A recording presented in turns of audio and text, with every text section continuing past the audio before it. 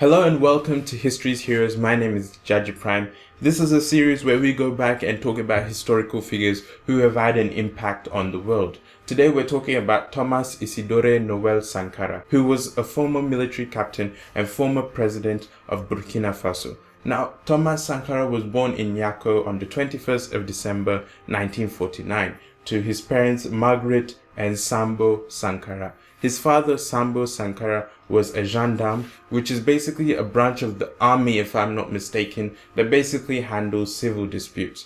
And his father actually fought in World War II on the French side.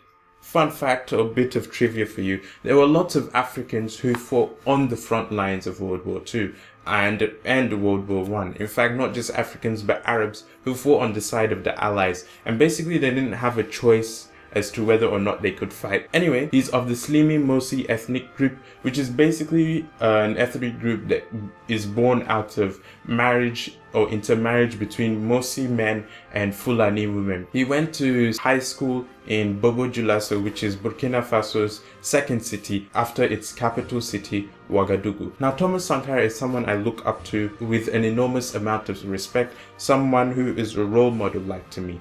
I feel like Thomas Sankara sort of embodies the essence of leadership. He was an individual who cared deeply for his people, who was ready to sacrifice everything he had to ensure that his people lived a better life. Now, some of his policies may have been unpopular or may have been seen as draconian, but they certainly had benefits to the people. Thomas Sankara joined the army despite the better wishes of his parents, who had wanted him to be a priest, I believe.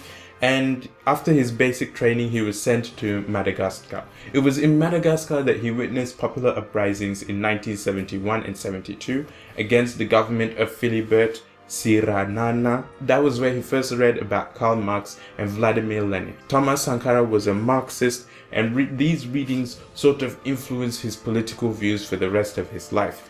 After returning to Upper Volta, or Burkina Faso, it was called Upper Volta up until Thomas Sankara came into power, and we'll be talking a lot more about that in my video later on in the week about Burkina Faso. And he was also a guitarist, which made him very popular in Ouagadougou, and his band's name was Tout à Coupe Jazz. Thomas Sankara is often viewed as the Che Guevara of Africa, and in fact he was a huge fan of Fidel Castro. In Burkina Faso, Thomas Sankara sought to make Burkinabés independent and sort of self-sufficient. In fact, one of his quotes is, "Be self-sufficient, be honest, and live simply." I think that best embodies the essence of Thomas Sankara. He embarked on extensive programs nationwide to ensure that his people were independent. He nationalized land and mineral wealth. He sort of cut off ties with the West, particularly France. He didn't listen to the advice of the IMF and the World Bank. He embarked on a project to plant over 10 million trees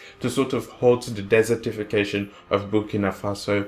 He encouraged women. In fact, this is one of the few early leaders in modern history to actively promote feminist agendas. He promoted women going out to work even while they were pregnant. He wanted women to work, not just stay at home and do housework, but he wanted women to work, he wanted women to be educated.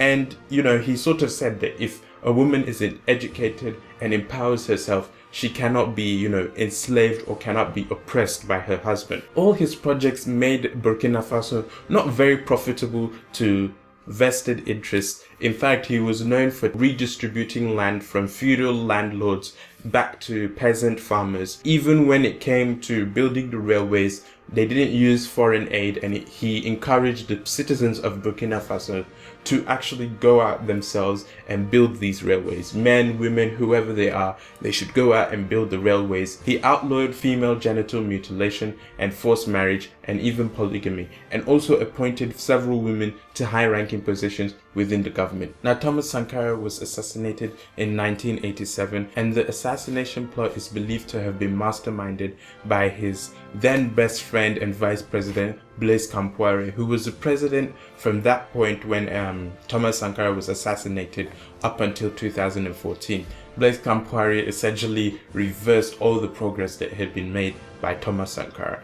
Nevertheless, the legacy and memory of Thomas Sankara lives on, and he serves as sort of a beacon of hope within Africa and inspires young people like myself to be upright men. That is what Thomas Sankara embodies to me, and I think that's what he wanted Burkina Faso to be. That's why he changed the name of the country from Upper Volta to Burkina Faso. Anyway, we'll go into Burkina Faso later on in the week, so stay tuned for my video on Burkina Faso. I'll leave a link to a documentary about Thomas Sankara in the description below, The Upright Man. I would recommend that any young African who wants to be a leader or an activist should go through the works of Thomas Sankara, as he is one very iconic figure of the African struggle. Anyway, I hope you learned something about Thomas Sankara and you're sort of inspired by his story and maybe want to go and learn a bit more about him. I hope you enjoyed this video. If you did, please leave a like. If you're new around here, why not click subscribe?